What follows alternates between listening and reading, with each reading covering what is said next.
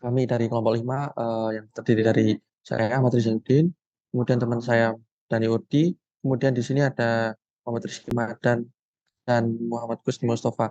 Nah, pada kesempatan kali ini kami akan memberikan suatu presentasi mengenai near shading on grid, off grid, dan juga hybrid.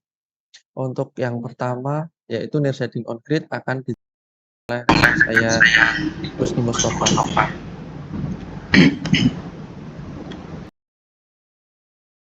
Di sini saya akan eh, menerangkan sedikit mengenai pada sistem konkret.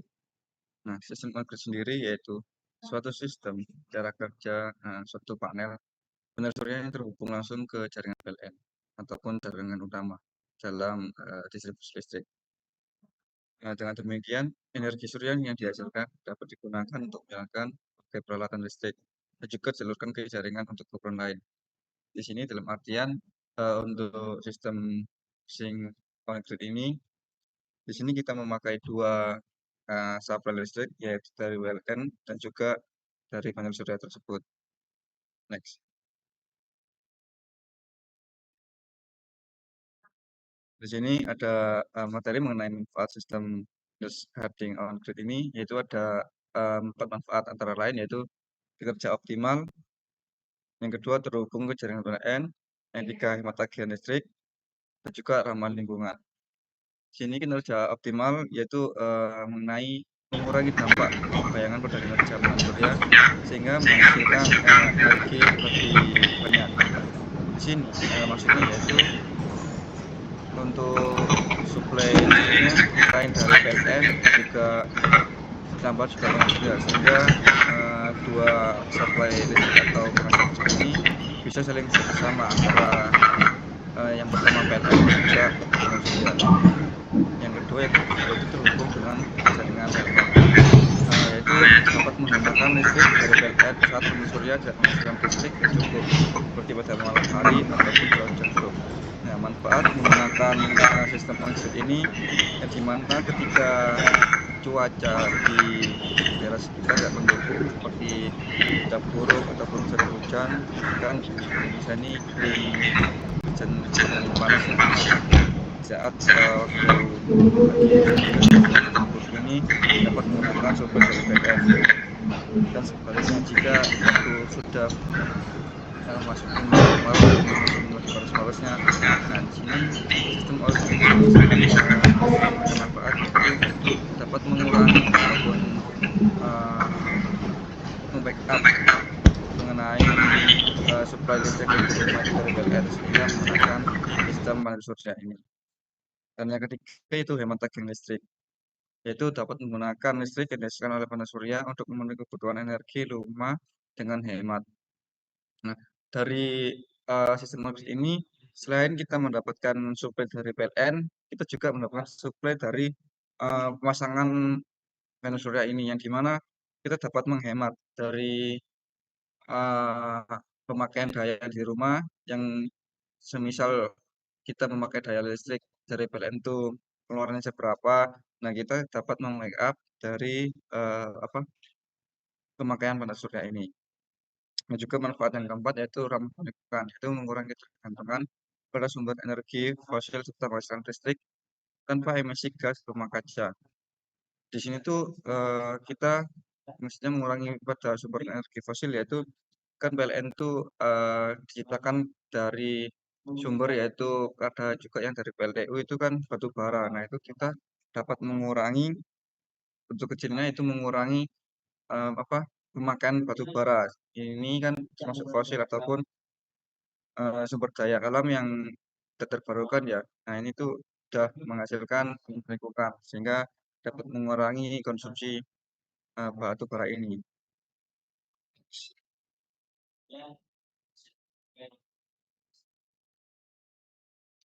Di sini ada komponen sistem shading on grid, yaitu antara lain solar cell, solar module, power optimizer, inverter, dan disconnect switch. Nah, di 5 komponen ini apa komponen penting dalam sistem on grid ini, yang di mana ada solar cell. Solar cell sendiri yaitu gunanya untuk menyerap sinar matahari dan mengubahnya menjadi arus listrik melalui efek fotovoltaik. Ada juga solar modul.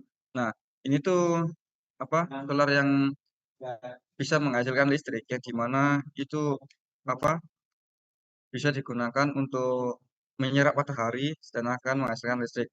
Juga ada power optimizer ini yaitu mengoptimalkan daya yang dihasilkan oleh setiap sel surya. Di sini tuh misal ada kayak kekurangan cahaya ataupun kekurangan panas dari matahari itu. Nah, manfaat power optimizer ini sangat dibutuhkan dikarenakan dalam komponen ini tuh sangat mengoptimalkan daya yang dihasilkan oleh setiap sel surya. Dan komponen selanjutnya itu tuh ada inverter yang dimana kegunaannya itu mengubah arus listrik dari DC ke menjadi AC. Nah, ini kan dari baterai yang di sel surya ini kan akan disimpan oleh baterai tersebut dan akan eh, didistribusikan kepada peralatan yang ada di rumah yang kebanyakan tuh apa menggunakan arus listrik AC. Dan komponen yang tidak kalah penting itu disconnect switch, yaitu tujuannya ataupun kegunaannya itu memutus hubungan antara PLN surya dan jaringan PLN saat tidak diperlukan. Nah, di mana disconnect switch ini itu sangat berperan penting, di mana ketika kita menggunakan sumber dari PLN, maka disconnect switch ini akan diarahkan ataupun terkonek sesuai dengan panel PLN.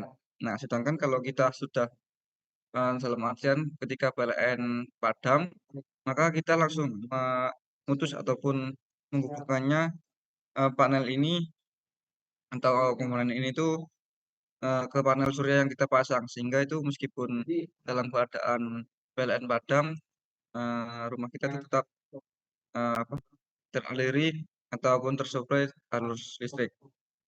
Next.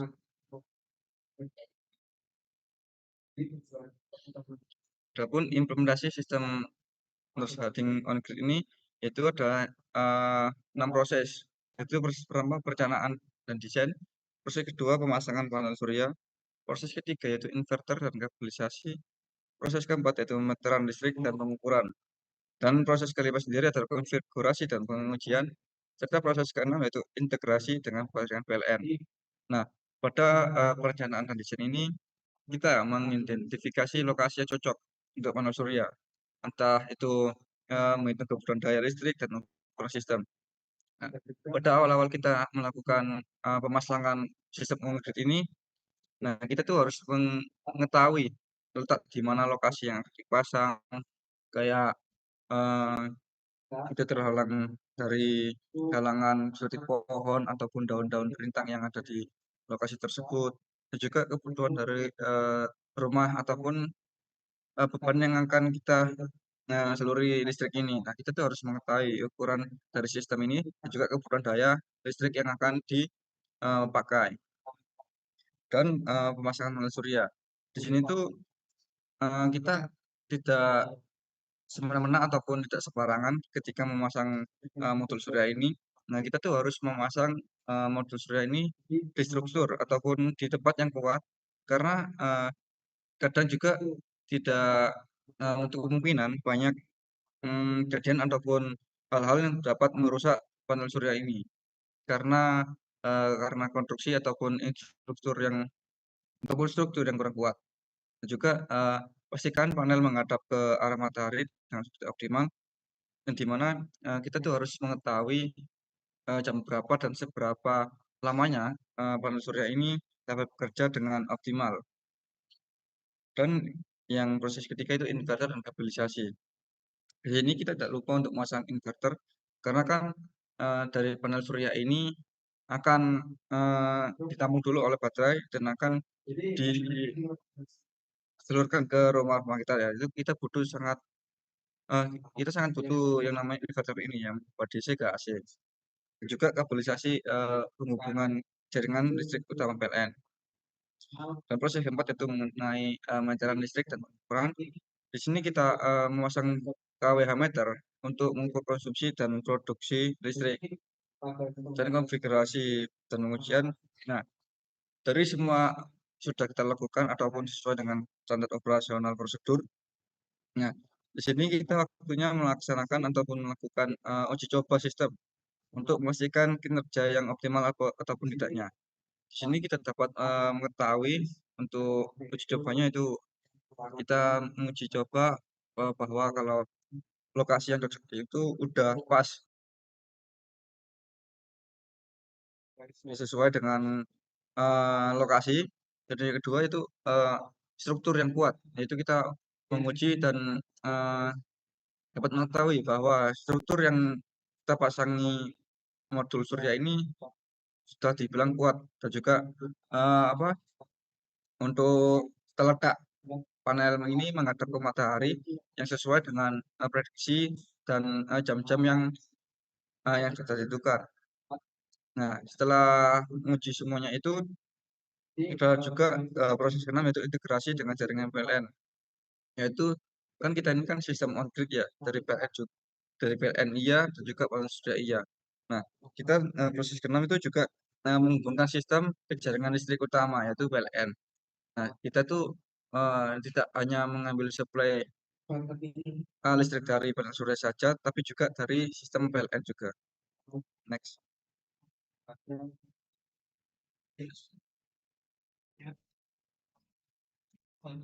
Di sini ada kelebihan dan kekurangan dari sistem resleting on grid, yaitu yang pertama kelebihannya itu stabilitas energi, yang kedua kemandiran energi dan energi ramah lingkungan. Dan juga ada kekurangan dari sistem on grid ini yaitu ketergantungan pada cuaca, biaya investasi mahal ataupun tinggi, pemeliharaan dan perawatan sistem, dan juga biaya energi tidak stabil. Nah, kelebihan antara lain itu stabilitas energi. Mengapa kita stabilitas energi? Karena kan matahari kan uh, bisa dibilang energi yang terus-menerus ya. Nah, itu tuh bisa dibilang stabilitas energi. Dan juga kemandirian energi ini kita meskipun tidak memakai PLN, kita kan juga memakai panel surya sehingga dapat dibilang kemandirian energi. Dan juga energi ramah lingkungan ini kita selain ramah lingkungan mengurangi rumah gas kaca, nah kita tuh mengurangi penggunaan fosil yaitu seperti batu bara. Tapi kekurangannya sendiri yaitu ketergantungan pada cuaca yang dimana eh, ketika kita dalam keadaan cuaca buruk ataupun masih musim hujan, kita tuh kurang optimal dalam menggunakan panel surya, tapi tidak kemungkinan kita dapat di backup dari PLN. Yang itu yaitu kekurangannya sendiri yaitu biaya awal investasi tinggi dikarenakan untuk harga dari komponen-komponen dan alat ini kan sudah lumayan cukup bisa dibilang mahal. Nah, itu investasinya lumayan tinggi. Dan juga melakukan perawatan dan pemeliharaan sistem itu entah dari modulnya ataupun dari inverternya yang perlu kita rawat. Dan juga biaya energi tidak stabil. Maksudnya yaitu kita kan menggunakan dua suplai listrik rumah yaitu PLN dan panel surya ini. Nah, kita kan tidak tahu kita gunaannya yang lebih optimal ataupun maksimalnya kita pakai panel surya ataupun pakai energi listrik utama yaitu PLN. Next.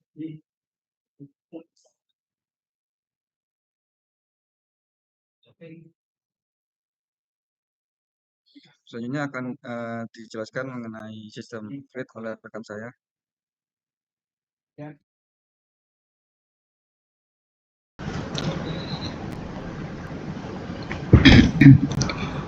Terima kasih untuk pengenalan sistem resleting on grid-nya dari rekan saya Mustafa. Di sini saya akan menjelaskan tentang selanjutnya yaitu resleting off grid.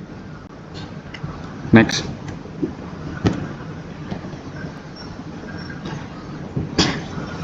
Sistem resleting off grid sendiri adalah solusi energi yang terbarukan yang memanfaatkan teknologi fotovoltaik atau menghasilkan listrik tanpa bergantung pada grid utama. Sistem ini memungkinkan pengguna untuk mandiri dalam memenuhi kebutuhan energi. Jadi maksudnya energi teknologi fotovoltaik itu hanya ada pada sinar matahari. Jadi elektron dan proton yang nanti terkena sinar matahari nanti akan gabung menjadi dapat menghasilkan energi listrik. Next.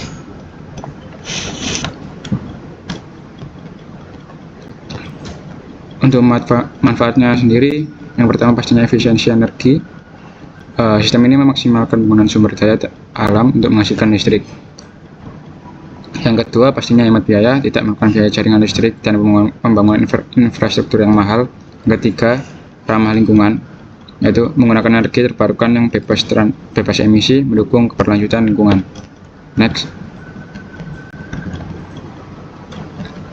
Komponen utama pada sistem off-grid ini yang pertama ada baterai, yang pertama ada panel surya, yang kedua ada baterai, yang ketiga ada inverter untuk mengelola arus DC menjadi arus AC yang nantinya akan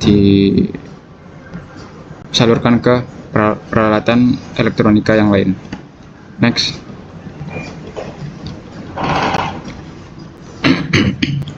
Dan untuk cara kerjanya, pertama sinar matahari mengenai pada panel surya.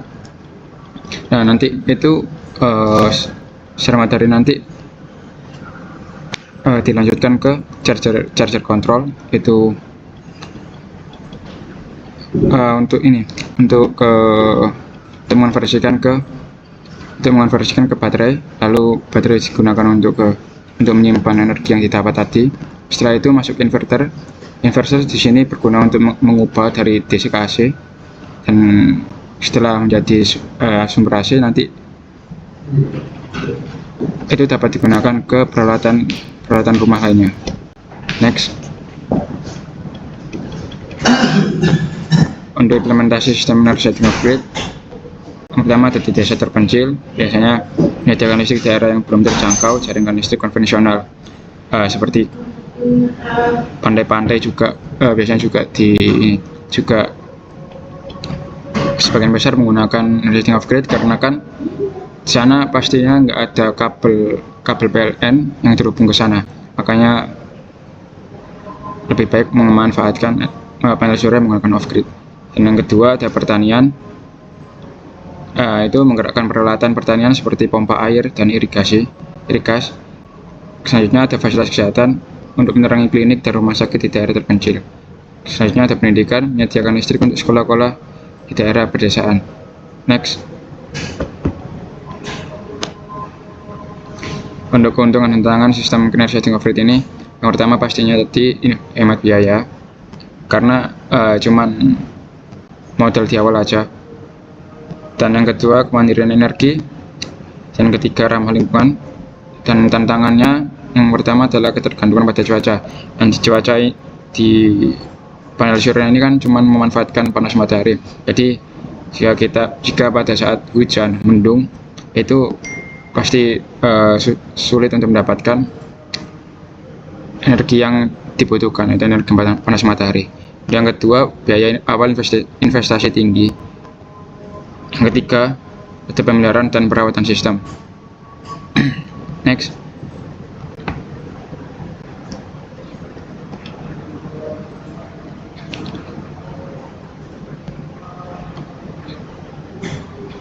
Izin melanjutkan, di sini saya akan menjelaskan tentang pengenalan sistem resetting hybrid.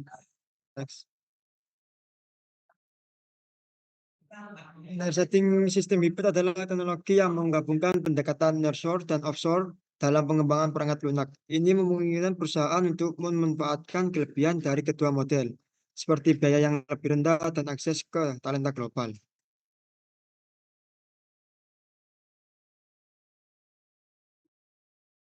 Next. Untuk keuntungan dari resetting sistem hybrid sendiri ini, yang pertama itu biaya yang efisiensi, yang kedua itu aksesibilitas talenta global, yang ketiga yaitu fleksibilitas. Untuk yang pertama yaitu meminimalkan biaya dengan mematikan lokasi biaya rendah di offshore, namun tetap menjaga komunikasi dekat dengan tim lokal. Yang kedua yaitu memungkinkan akses ke tenaga kerja berkualitas tinggi di seluruh dunia. Dan yang ketiga yaitu dapat menyesuaikan dengan perubahan permintaan dan kebutuhan proyek secara cepat. Next. Untuk komponen-komponen utama resetting sistem hybrid sendiri ini dibagi menjadi 4. Pertama yaitu tim offshore, tim nearshore, koordinasi dan manajemen, dan infrastruktur teknologi. Untuk tim offshore sendiri ini tim pengembangan di lokasi biaya rendah untuk menekankan biaya operasional. Kedua yaitu tim nearshore, tim yang lebih dekat dengan klien untuk mempertahankan komunikasi yang erat. Yang ketiga yaitu koordinasi dan manajemen, proses dan alat yang memungkinkan kolaborasi efektif antara tim offshore dan nearshore. Yang keempat yaitu infrastruktur teknologi, perangkat lunak yang dan platform yang mendukung pengiriman proyek secara efisiensi. Next.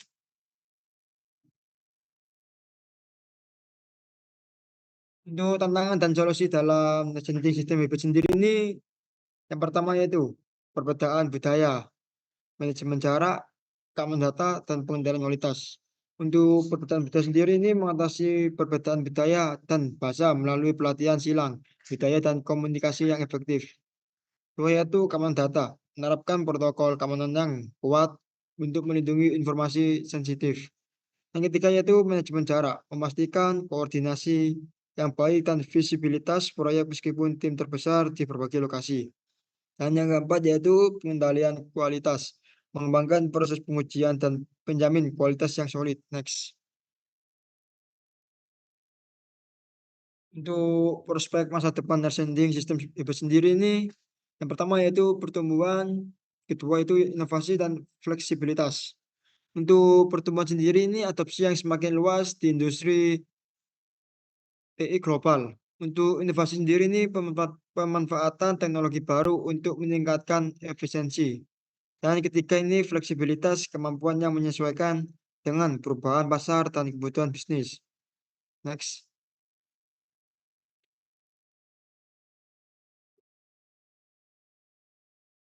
Baik, di sini saya akan melanjutkan dengan bagaimana menerapkan suatu pemasangan simulasi dari layer setting.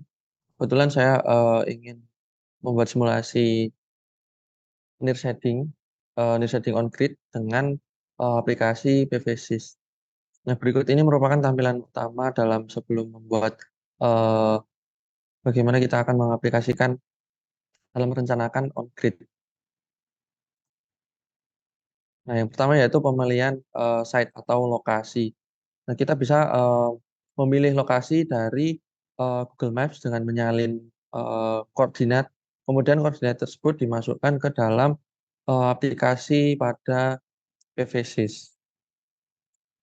Yang kedua yaitu menentukan orientasi. Di sini kita dapat menentukan sudut kemiringan dari eh,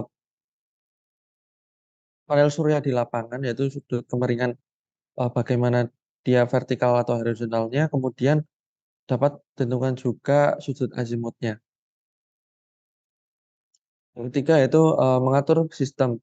Dalam mengatur sistem ini kita dapat menyesuaikan perancangan kita, bagaimana kita dapat memilih PV modulnya, kemudian bagaimana kita eh, memilih eh, control mode atau bagian kontrolernya untuk dapat disesuaikan dengan pemilihan untuk beban. Kemudian kita dapat